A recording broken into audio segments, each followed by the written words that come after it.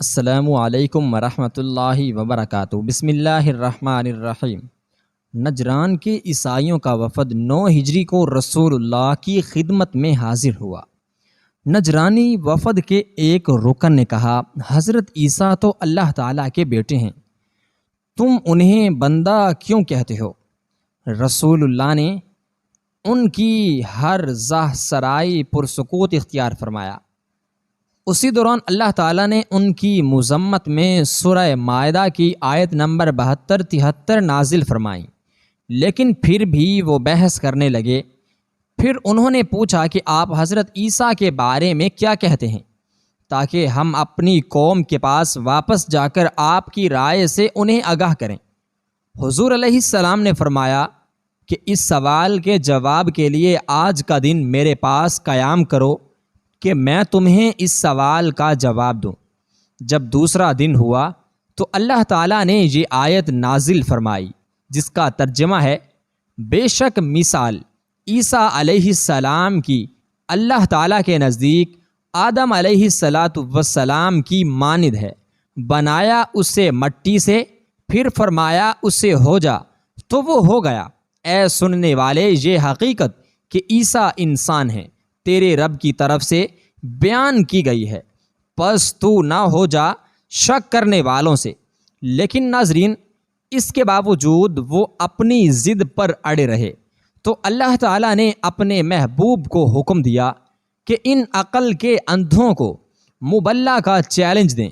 چنانچہ یہ آیت طیبہ نازل فرمائی، سورہ آل عمران آیت نمبر 61۔ پھر جو شخص جھگڑا کرے آپ سے اس بارے میں اس کے بعد کہ آ گیا آپ کے پاس یقینی علم، تو آپ کہہ دیجئے کہ آؤ ہم بلائیں اپنے بیٹوں کو بھی اور تمہارے بیٹوں کو بھی، اپنی عورتوں کو بھی اور تمہاری عورتوں کو بھی، اپنے آپ کو بھی اور تم کو بھی، پھر بڑی عاجزی سے اللہ کے حضور التجا کریں، پھر بھیجیں اللہ تعالیٰ کی لعنت جھوٹوں پر۔ اس آیت کے نزول کے بعد رحمت عالم صلی اللہ علیہ وآلہ وسلم نے فرمایا، میرے خدا نے مجھے حکم دیا ہے کہ اگر اتنی وضاحتوں کے باوجود تم باطل پر اڑے رہو تو آؤ میرے ساتھ مقابلہ کرو۔ دونوں فریق میدان میں نکل کر بڑی عاجزی کے ساتھ بارگاہ الہی میں دعا مانگیں کہ جو جھوٹا ہے اللہ تعالیٰ اس کو تباہ و برباد کر کے دے۔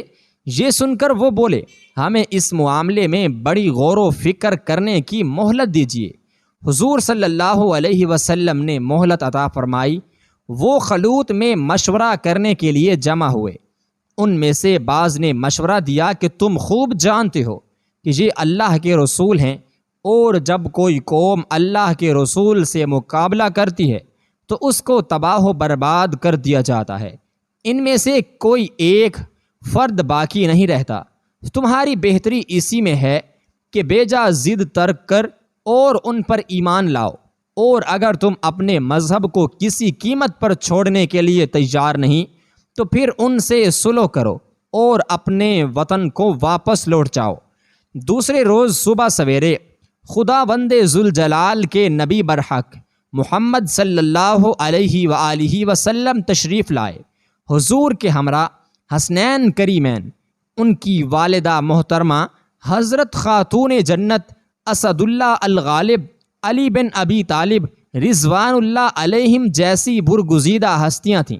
ان کے نورانی اور پل جلال چہروں کو دیکھ کر ان کا لاڈ پادری چیخ اٹھا اور کہنے لگا کہ مجھے ایسے چہرے نظر آ رہے ہیں کہ اگر اللہ تعالیٰ کی بارگاہ میں عرض کریں کہ اس پہاڑ کو یہاں سے ہٹا دیں تو اللہ تعالیٰ اس پہاڑ کو اپنی جگہ سے ہٹا دے گا۔ میری رائے ہے کہ ان سے مباہلہ نہ کرو ورنہ ہلاک ہو جاؤ گے۔ چنانچہ انہوں نے مقابلے کا چیلنج قبول کرنے سے انکار کر دیا۔ نبی کریم علیہ السلام نے فرمایا کہ اگر وہ اس روز تمہارے ساتھ مقابلہ کرتے تو وہ اسی وقت ان کو بندر اور خنزیر بنا دیا جاتا، نیز ان کی ساری وادی کو اس کے جملہ مکینی کے صفحہ ہستی سے مٹا دیا جاتا۔ آخر انہوں نے مصالحت کی درخواست پیش کی، جو حضور سرور کائنات صلی اللہ علیہ وسلم نے قبول فرمائی۔